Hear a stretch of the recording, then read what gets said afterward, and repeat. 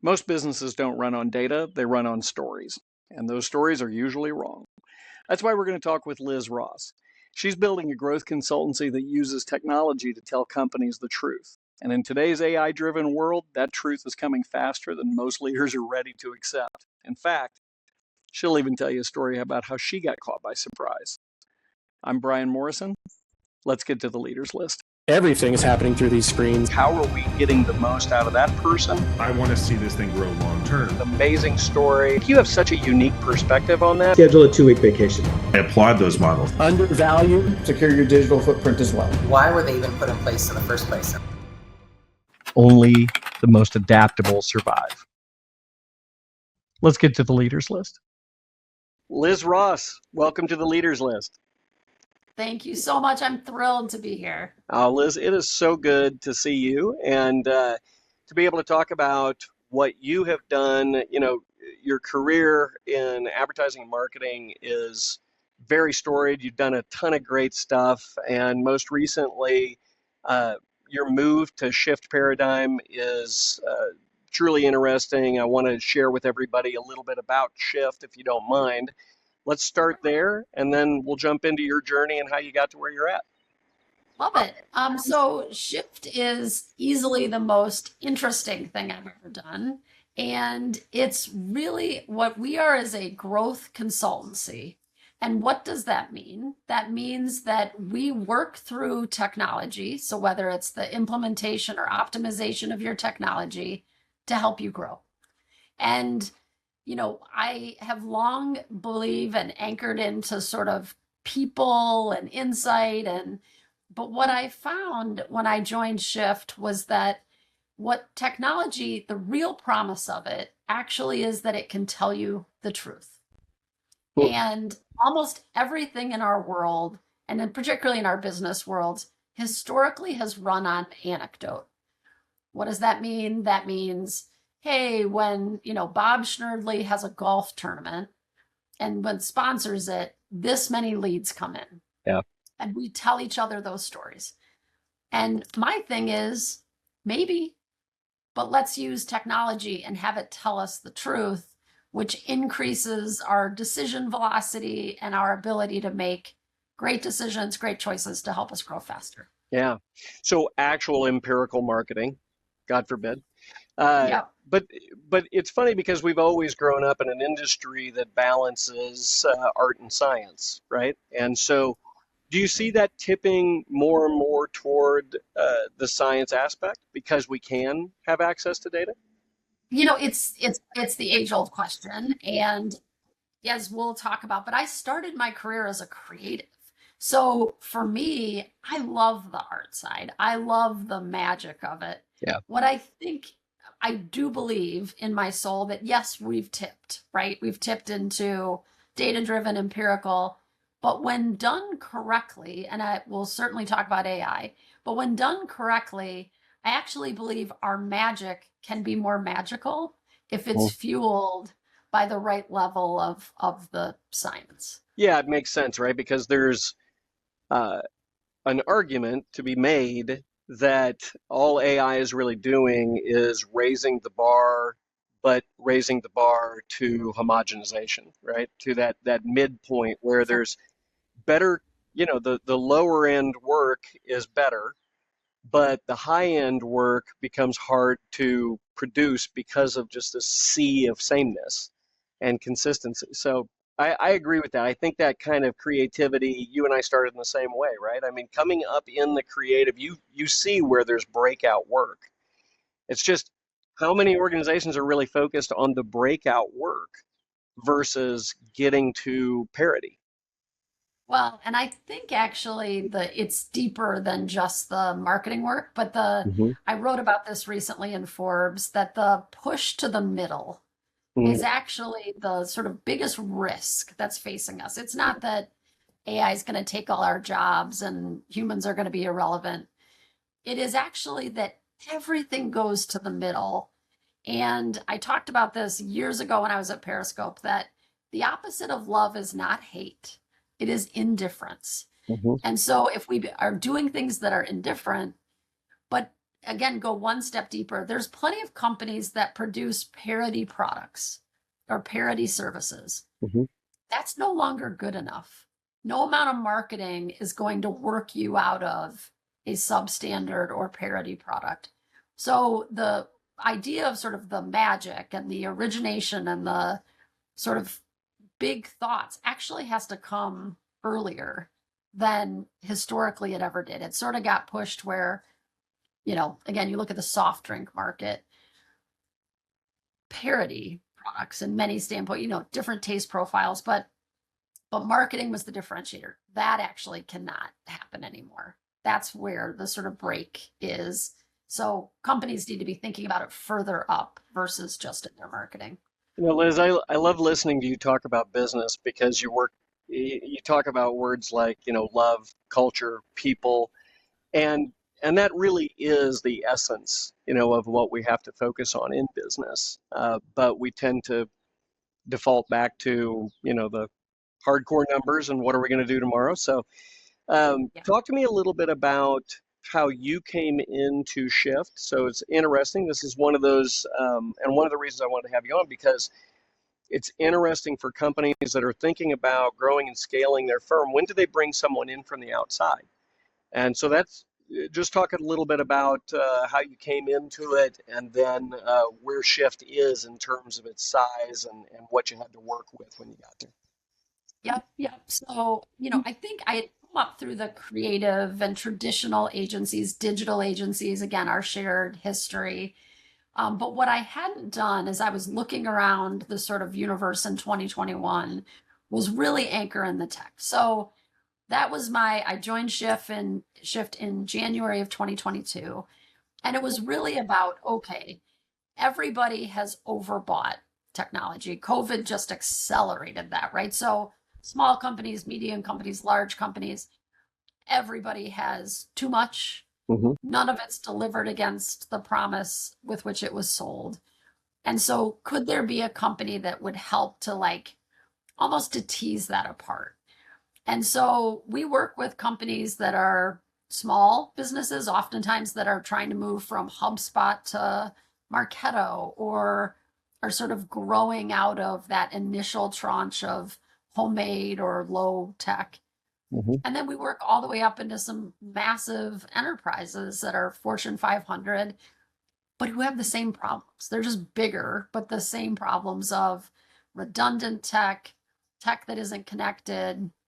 And so really thinking about how to, again, build that platform, because our business falls into three lines. So digital products, right? You go out, we build websites, we build apps, all the things. We have this sort of, we call it revenue operations consulting, but that's really where the technology stack is. Yeah. We'll look at it, operate it, and then we do personalized messaging. So on top, operating those platforms to be able to deliver SMS and email. And so for any company that's listening, I think what often happens to all of us is that you believe the sort of smell of your own fumes, and you need external companies to help say, this could be better, this could be different. Mm-hmm. Why don't you try this? And so that's really where I think we provide a lot of value. And again, across a pretty wide target company list. Shift right now is about 150 people. We're fully remote, which I'm old enough to hate because I loved going into an office. And, we are, broadly skilled. We're an Adobe partner. We have Salesforce certifications, all the things. But it's really much more about, can we make your business operate and grow faster? And that's the anchor with which I try to approach everything. Yeah. And so when you were brought in, was that a finance team? Was that the existing ownership? What was that like? And how did they decide to bring in an external partner? Yep. So it was the private equity team. And for me, again, remember, I'm looking across the universe in 2021 and I'm like, what have I not done? And Mm-hmm. I hadn't done private equity. And so I thought, okay, I should probably check this box if I'm going through. And so the private equity team was the recruitment. They had done a number of acquisitions, 5 to be exact. against their initial thesis at that point. And culturally, the last acquisition they had made was culturally completely divergent from the first four. And so they had this real cultural stew. And they were sort of like, okay, we got to bring in someone externally to unify this, stitch together a platform and a company, and see, obviously, to drive overall enterprise value. And so that was my entry point. And what I have learned, and I knew this beforehand, but I've really learned it in this environment. It's never up and to the right, the growth point. Yeah. We've had lots of disruption. We've taken some really big punches to the face. And so what I've learned is resilience, like take as many punches as you can, but how many times can you get up, right? The old adage. Yeah. And that's been a big part of the journey as well. But it's been really sort of foundationally learning based, and I wouldn't have traded it. I wouldn't trade it. That's awesome. And you've been in the role for almost 4.5 years, right? That's right. That's right. Which, and again, in a private equity timeline is long. Right. But I would say that I think the private equity landscape, particularly in the services space, got very extended with a really heated growth trajectory for almost all companies around COVID. And then post-COVID, we're seeing just really elongated timelines, which, obviously puts pressure on their model and the lender model and all of the associated capital constraints. But so the timeline to achieve is longer than planned. Well, that's good. You clearly have support from the team, which is great. But what kind of thing did you? So 4.5 years, that's quite a while. When you came in, did you look at this as, was there a mandate to make the most out of what we've got, those 5 acquisitions, or could you look at it and say, we're overstaffed, we're wrong talent, and when you decided the strategy, were you allowed to reframe?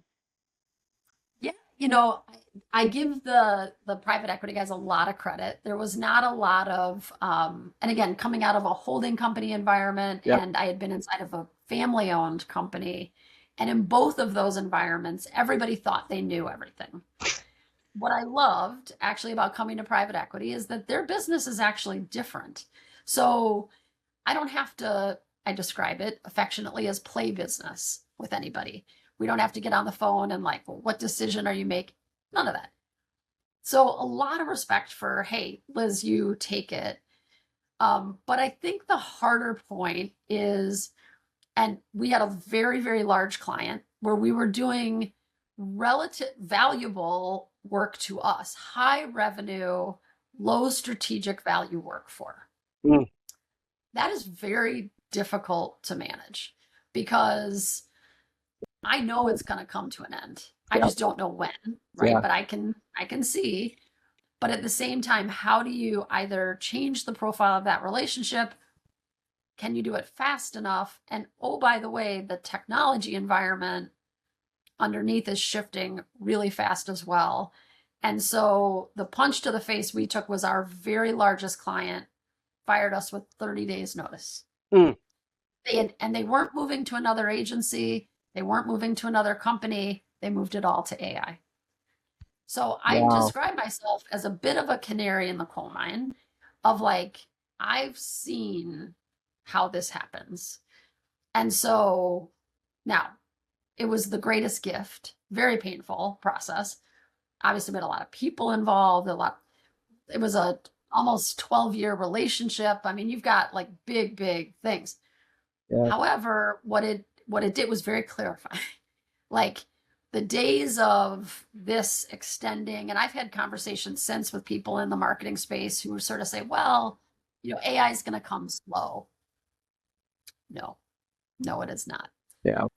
And again, we were inside that company and inside of the technology system and didn't see it coming as fast as it did. So a bit of the, you get those forcing devices that allow you to change and and build the company, the knock on me as a leader that I would give myself and other people would probably give me is sometimes it's hard for me to make the hardest calls, particularly when they involve people.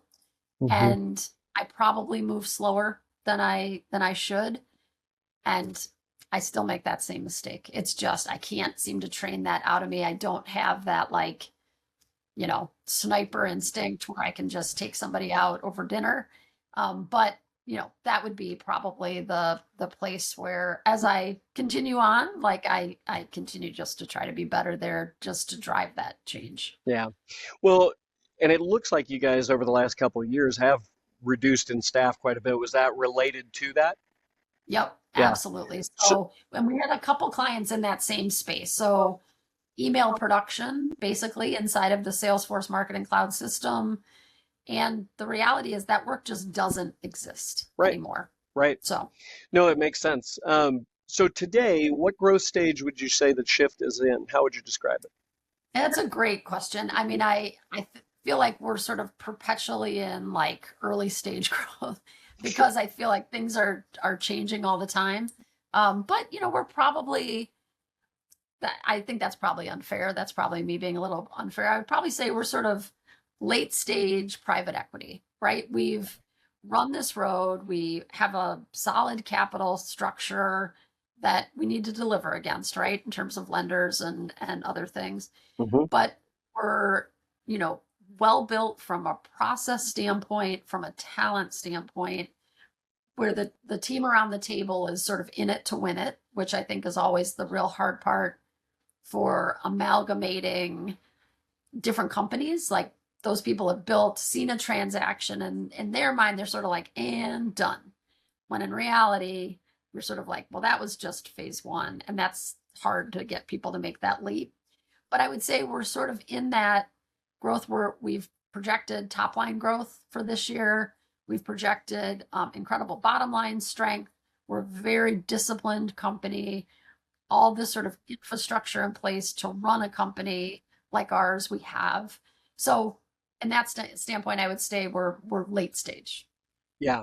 So you have an established infrastructure. You feel good about where you're going. You had to do some considerable rebuild, Yeah. but now you've gotten there. So what is on your leaders list right now?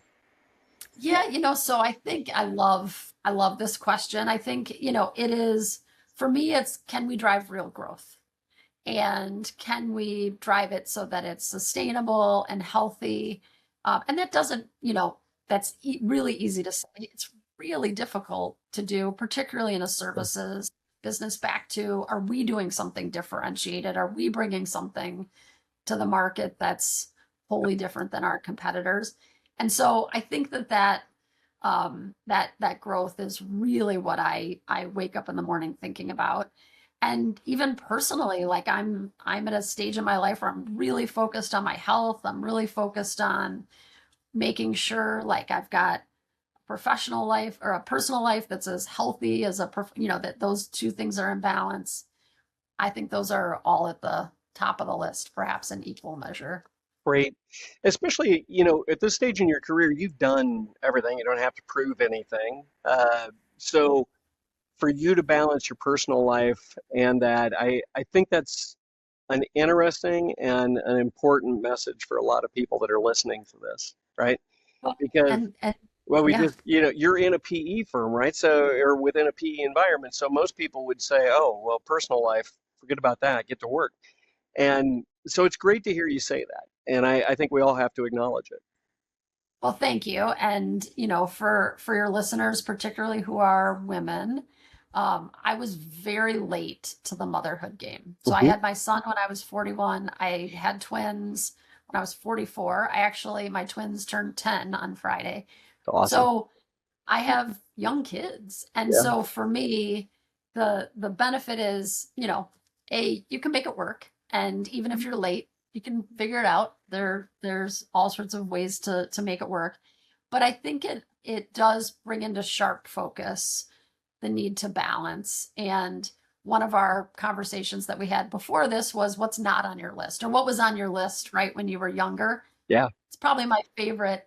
And my list included ambition and title and all these things that no longer apply. Like, Friday night, my son's playing in his first baseball game for a new team, and there is literally not a thing in the world that would make me miss that. Yeah, I love that. And the advertising industry is not good for that, right? I mean, we have all been. I remember one of my first posts in an agency world. Someone was going off to vacation and had their entire family set up to go to Disney World, and lovely, and they'd been planning this thing for months and months and months. And then a new business opportunity came in, and the CEO said, "Well, you're going to have to cancel that." And all I could think to myself was, are we this bad that we are not capable of managing through situations like this, rather than changing somebody's personal life completely like that? So ever since then, I was always like, for me, vacations are sacrosanct. Like when family family has to be the first priority. Otherwise, eventually you burn out and go through that. So I think this is kind of an interesting thing, because I know you have a great perspective on when we talk about what should be on our leaders list and we turn this around. I think you've talked a lot about, from a business perspective, some things that we should all be focused on. But what are some of the things that we should have on our leaders list as we try and get to that balance, or think about how AI is going to change our world and our lives? And so I'd just love to get your perspective on what I better get on my list. Yeah, well, yes. I'm spending a lot of time thinking about AI. Yeah. And I'm thinking about it broadly, right? We're doing a lot of work. We're implementing a lot of systems. We're building AI systems. We're building data structures. But more importantly, I'm thinking about it for my kids, and I'm thinking about it for myself. And I think that, I've started putting together a presentation around how to robot-proof your kids, how to build better people.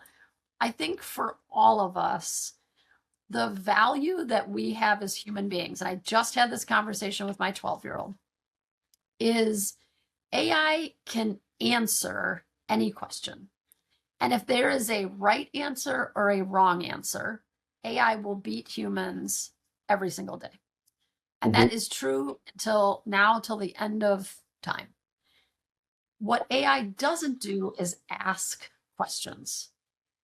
And even better, are ill-formed questions. Are you happy? AI can't answer that. I was talking to my son, and he was telling me robots were taking over the world. And we were talking about Artemis, right? Everybody's talking about Artemis and the view from the moon. And I said, Wyatt, so somebody's going to ask AI, how do we get to the moon, right? And there's calculations, and AI is going to be able to answer that. And then the question is going to be, well, how do we get food to the moon if we're going to build a colony there? And I said, but a human being is going to ask, why do humans need food? And he lit up like a light bulb. So what I would say to everybody listening is get curious fast. Get curious about what it is, how it's working, what's happening, but also get very specific about what makes you human. My other really important guide point. So I spent some time out at Singularity University in November, which is Peter Diamandis and Ray Kurzweil's thing. We were out on NASA's campus in Northern California. One of the most important things we can do as human beings is turn off Google Maps. So hear me out. Our ability to spatially navigate. Where's the sun? Where's the moon? Getting lost, observing. Did we pass that gas station? We've totally lost that. We never get lost. But the problem is that spatial navigation is inside of the hippocampus of our brain. And the use of turn-by-turn directions is degrading those neural pathways. The brain is a muscle. And so if you don't use it, those pathways close. Turn it off. Check when you're going somewhere, is there construction? Is something closed? And then put it away and let yourself get lost, because we have to teach ourselves and our children how to navigate, because that's what dictates success and even just how to move around the world that's ancient for who we are. Yeah, That should be on your list. that's so great because when, I think about I'm a nomad, and so whenever I come into a new place, I look for landmarks and I just drive with the intent of I think I'm going to get lost. I know I could get lost, but there's great things that come out of getting lost. And Uh, I think it's so smart to help people think about that, and especially young minds, because they did not build that same model. When we were growing up, we had to use a paper map, and you had to start to think about what are the landmarks that make me know that I'm taking a right when the map said I was supposed to take a right. Another thing I didn't mean to interrupt, but I would add to that, when I was a young executive, I got the advice to take my watch off and stop thinking about time by looking for time. And what it does is the same type of thing. It teaches you to recognize this has been about a half an hour. I can feel what a half an hour is. I know what 15-minute increments feel like. And that was one of the best things I ever did. And I've never gone back to it. So that way, when I'm in a conversation with someone, I can stay incredibly focused on that person. So I shut off the phone. I put away the watch. I just stay focused because I can feel how long we have been in that meeting. And so those are all good muscles that our body has for us that we can use. And so it's kind of funny because we're just talking about like, how do we get more human? How do we get better at being human? yes, and the connection to one another, the ability to your point, understand time, understand where in the world our bodies are. Like these are innately human things, and that's what we have to sort of reclaim. We've sort of unintentionally outsourced things that, again, in an age of AI, the answer is become more human, and that is for all of us the path forward. Liz, I can already hear some executives saying, that sounds great. Love all that. Yeah, But yeah, tomorrow I have to change my business. yeah, And I do have to, just like you did, right? You got shocked by a big change in less than 30 days. yeah. So I understand, and I hope that everybody listening understands the human aspect of this. What would you recommend that if I stop listening to this and I start tomorrow on trying to figure out how I prepare for that shock or prepare for that change that could be happening to my business and my industry? What would you say I should stop listening and go do right after this? I think so. What I didn't do that I would recommend everybody does now, Hmm. and I do now, is I often write the counterpoint to what I believe to be happening. So I often will try to sort of, okay, I think this is happening. Can I credibly write the opposite? And the sort of trying to see around corners, it's something I've prided myself about, but actually I never took it further. So I could say, hey, I know that email production work inside of Salesforce Marketing Cloud is going away. Hmm. What I didn't do was say, what happens when it does? And what could be coming from behind. So I think as leaders, you know the risk points in your business. You know where you're weak. You know what could be coming, right? That's our job as leaders, is to be able to see a couple of steps ahead. What I would suggest is you take it one or two steps further and say, so what happens when that happens? Disaster plan. And if I had done that, I would have been better at prepping our board. I would have been better at saying this could happen, and if it does, if this line of revenue goes to zero, what happens? And then you model it out. And it doesn't mean that you get it right, but at least it means you're not quite as reactive. And we were 100% reactive, and I knew that it was coming. Yeah. So I should have had a bunch of thoughts, discussions, things laid out. And that I would suggest for every leader, write the sort of opposite end of your business, the negatives and the risks. And, I think candidly, we should be doing more of that anyway, is like, who's the person that's trying to kill your business? Yeah. And write it from their perspective.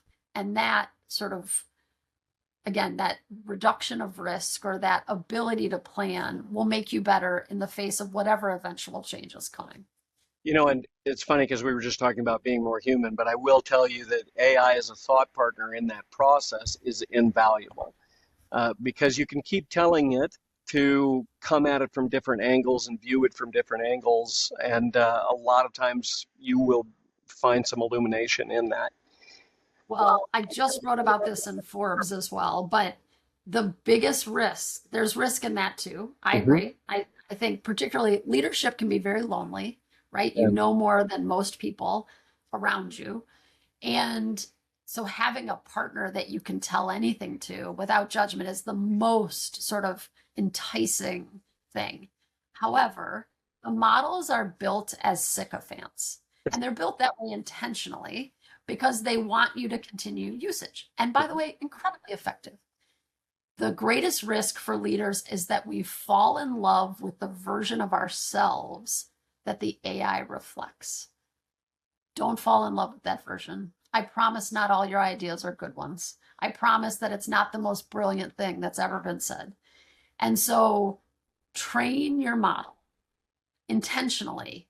Frame this to me this way. Push me back. 2 prompts that are pretty life-changing. One is to say, I need you to give me this answer as if someone's life depends on it. Because then it won't soft pedal. It's like, then it builds urgency into the model. And again, say, take out the flattery and the language and push, because the risk is we as leaders believe that we're more capable, we're more sort of polished, and it actually hasn't come with knowledge. It's just come from refining a point of view. We actually have to be the ones to create it. Yeah, total shameless plug, but the reason I wanted to develop Proxy is because I wanted a human to be able to have full context, understand the humans, but be a third party that is only there to make you successful. And I don't care if you do that with advisors, coaches, your internal team, whatever that is, you have to try and eliminate bias, but have full context. So that's going to be my takeaway or my giveaway for everybody that's listening is, have that. I couldn't agree with you more. Have a human assistant to the AI sycophant, because you're right, it's only there to make you happy and continue serving up dopamine for how smart you are. Exactly. And it's intoxicating. It's incredible. It's this thing that's going to tell, it's wonderful. Yeah. And, I think at the beginning of Singularity, they divided us. There were 70 of us from around the world. They divided us into the optimists and the pessimists. And I am forever in the optimism. I was going to say, I know you're an optimist. You and I both are. Yeah. Yep. And because I believe that what's coming is so much more powerful than where we've been. I think we'll cure cancer. I think we'll cure unimaginable diseases. I think we'll understand a whole host of things. But I think the underlayment for leaders, get human, challenge yourself, and don't fall in love with the version of yourself that's reflected in AI. And with that, Liz, we're going to do a mic drop. That was fantastic. Thanks so much for being on and for sharing all the wisdom that you have. And we wish you the very best, and we'll be watching. Thank you so much.